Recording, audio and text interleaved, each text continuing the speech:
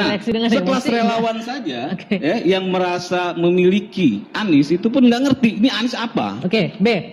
Satu menang, sekarang dia teriak 02 menang penuh kecurangan.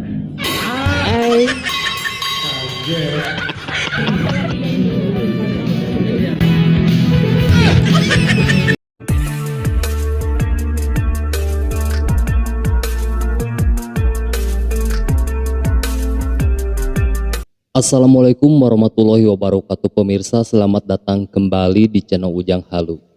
Pemirsa, kali ini kita akan menyimak momen acara debat relawan Anies Baswedan dengan entah relawan Prabowo Subianto atau siapakah itu. Di sini relawan Anies dihadapkan pada pertanyaan sederhana dan terbilang receh.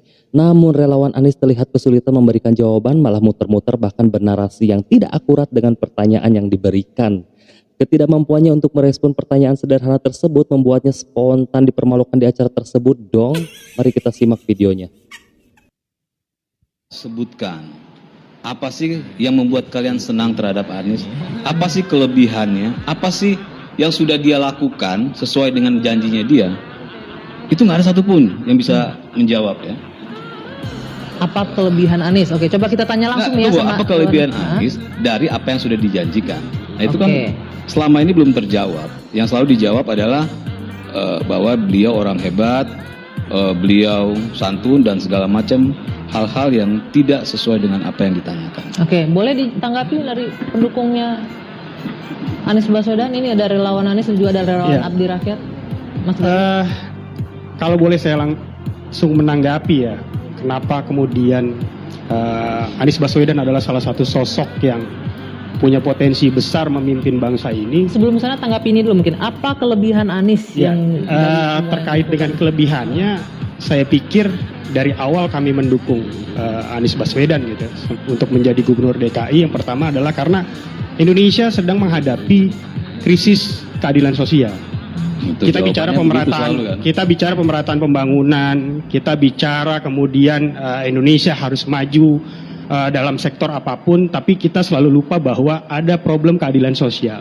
Nah, Anies Baswedan memimpin Jakarta dengan prinsip untuk memperjuangkan keadilan sosial bagi masyarakat Jakarta. Jawabannya selalu seperti itu. Artinya yang abu-abu ini yang juga jelas, yang tidak to the point akan menjadi sebuah perjuangan yang akan dilakukan untuk membuat Indonesia berkeadilan sosial ke depannya. Itu yang kemudian kami perjuangkan. Dan kalau bicara tentang seperti apa keadilan sosial, kita bisa lihat contoh sederhana yang paling sederhana. Kalau saya selalu bicara tentang bagaimana melihat kondisi Indonesia sebenarnya, maka lihatlah seperti apa kondisi jalanan kita hari ini, lalu lintas kita hari ini.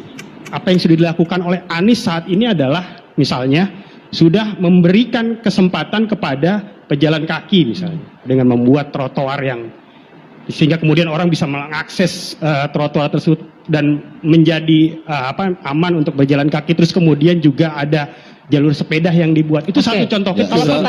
Sekelas relawan saja itu nggak bisa jawab, ya kan?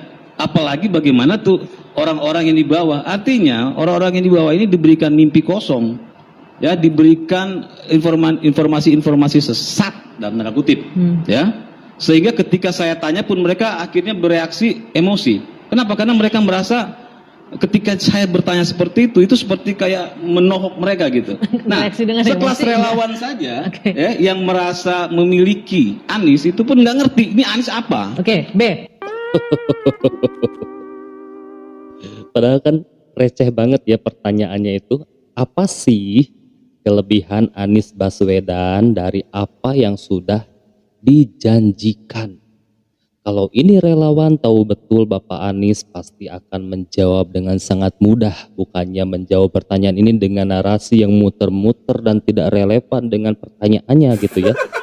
Seperti yang dibilang sama abangnya ini, bahwa sekelas relawan saja tidak mampu menjawab pertanyaan ini, apalagi orang-orang di bawahnya gitu kan, seperti rakyat yang mendukung Abah Anies mati-matian ya, sampai demo sana demo sini gitu kan, dengan melakukan orasi-orasi yang luar biasa gitu. Jadi mereka tidak bisa menjelaskan, tidak bisa menyebutkan karena tidak ada faktanya gitu, seperti itu.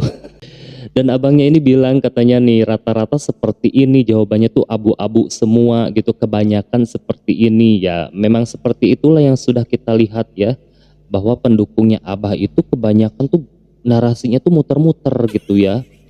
Waktu dihadirkan saja di KPU atau di sidang MK, para saksi mereka itu pada muter-muter. Jadi mereka tuh memiliki kesamaan gitu ya. Selalu bernarasi yang muter-muter, tidak to the point gitu, ke intinya seperti itu. Oke, kita akan lanjut lagi ke video selanjutnya ya. Ada video lagi nih dari seorang pengguna akun TikTok. Perubahan itu adalah tema yang diusung oleh kubu 01 yaitu Anies Baswedan, dan ternyata terbukti setidaknya perubahan itu dirasakan oleh Anies dan para pendukungnya. Apa saja? 1. Anies Baswedan dan timnya yang tadinya optimis sekarang berubah menjadi pesimis akan kemenangan itu. Yang kedua, Anies yang tadinya penuh senyum sumringah, kemana-mana membawa tawa, sekarang senyumnya penuh dengan kekecewaan. Yang ketiga, Anies kalau live TikTok yang tadinya penuh dengan harapan-harapan, sekarang harapan itu berubah menjadi kehampaan.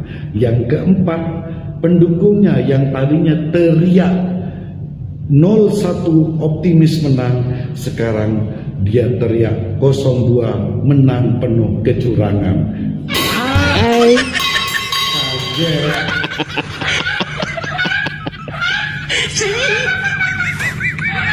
Capek kuliah urusan teknik, pilih yang melanggar etik. Pajak naik, malah joget-joget. Itu amin menang wajib, amin kalah dosa, secara eksplisit ditulis dalam Al-Quran. Siapa Imam Mahdi? Profesor Dr. Anies Rashid Baswedan, itu Imam Al-Mahdi, Al-Imam Al-Mahdi. Ada Imam Mahdi di Indonesia ini, namanya Profesor Dr. Anies Baswedan. Kayak Prabowo menang segera pindah agama. Saya nggak percaya.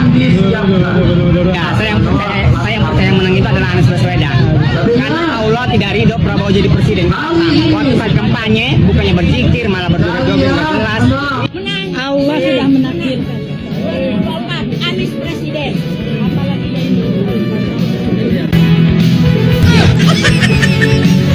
Emang ya, kenyataan itu memang yang menyakitkan. Emang dia belum keluar. Udah bang, udah ulang lagi bang. Ada depresi. Besok ada pemilihan lagi.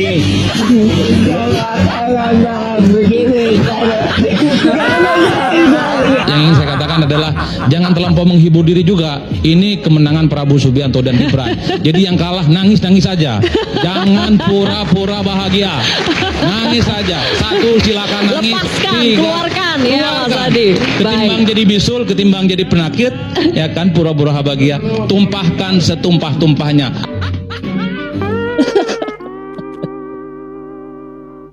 Ya, seperti itulah pemirsa, kemampuan menjawab pertanyaan yang sederhana dianggap sebagai hal yang mendasar dalam arena politik gitu kan. Dan kegagalan relawan Anies dalam hal ini memberikan dampak yang signifikan pada citra dan dukungan terhadap pihak yang mereka wakili gitu, seperti itu. Terima kasih sudah mampir, semoga kalian dan keluarga selalu diberi kesehatan. Ujang Halu pamit, sampai jumpa lagi di next video.